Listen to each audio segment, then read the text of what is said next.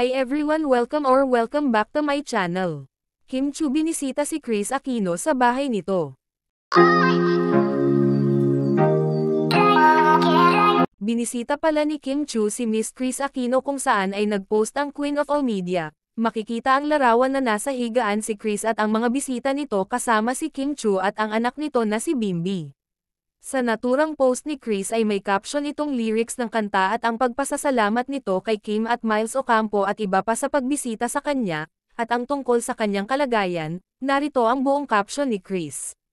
Ang kahapon ay isang pagsasara ng pinto, hindi ka na nakatira doon, magpaalam sa kung saan ka napunta at sabihin sa iyong puso na tumibok muli, hayaan ang bawat pighati at bawat peklat maging isang larawang nagpapaalala sa iyo, na siyang nagdala sa iyo hanggang sa ngayon. Dahil ang pag-ibig ay nakikita ng mas malayo kaysa sa iyong makakaya sa sandaling ito, ang langit ay gumagawa lahat para sa iyong ikabubuti. Salamat at Trinity Princess, at Miles Ocampo, at Darla, Dr. at Rainier Tanalgo, siya ang aking pain management doctor, at Dr. at Hazel David. Wala akong naipost dahil ayokong malungkot at mawalan ng pananampalataya ang lahat ng nagdarasal para sa akin. Maaari ko bang linawin? Hindi pa ako fit to work, dahil sobrang kulang sa timbang ko 37 kilos, 82 pounds. Ang aking pakikitungo sa aking pangkat ng mga doktor, na ngayon ay nagdadalamati sa pagkawala ng kanyang ama, ay ang aking WBC ay hindi bumababa sa 5.5 sa loob ng 4 na sunod na linggo, ang aking hemoglobin ay bumubuti sa hindi bababa sa 9.5, ang aking anemia ay parehong namamana at nutritional, at ang aking timbang ay tumatag sa 90 pounds, 40.8 kilos. Dati ay binanggit ko ang isa. Autoimmune thyroiditis, 2. Chronic spontaneous urticaria, 3.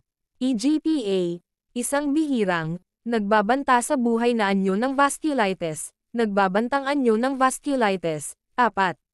Systemic sclerosis, 5. Lupus, SLE, at 6.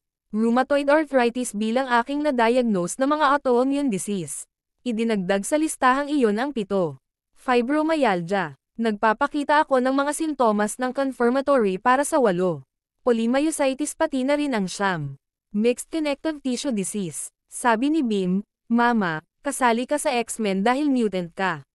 This closest to me now joke, may nadagdag na naman ba sa autoimmune collection mo? My ready reply is, Crybaby, for now ang hino-hoard ko. Kung kilala nyo ko, songs I choose reveal feelings I prefer not to elaborate on.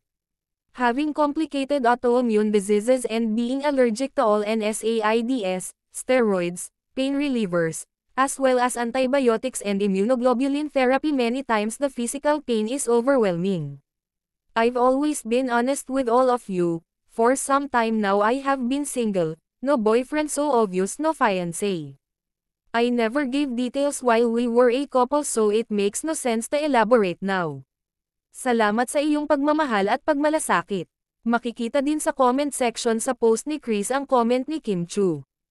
Masaya daw si Kris ngayon sa naging love life ni Kim Chu, at ang naturang background caption nga ni Kris sa kanyang post ay may patungkol sa kung ano ngayon si Kimi.